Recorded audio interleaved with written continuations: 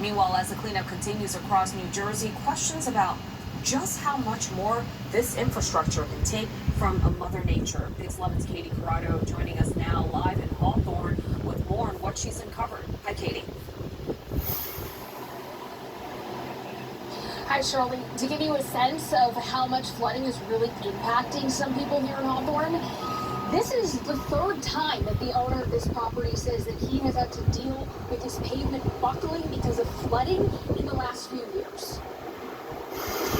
The level of the Gothel Brook just kept rising, and then it started to flood. What do you do when Mother Nature is this brutal? The flood water gets underneath the pavement, and it just creates pressure and bursts outward. It kind of looks like a little volcano.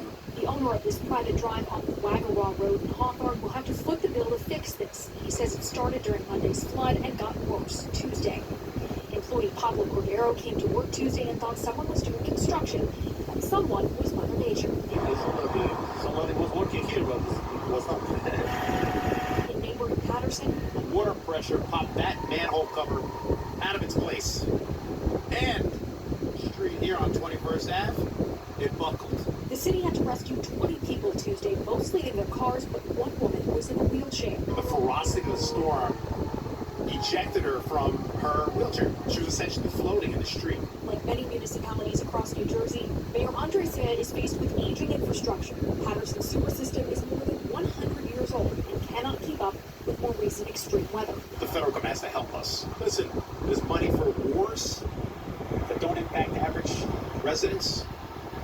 Let's prioritize the people here at home. And I was on the phone with an environmental engineer at Rutgers.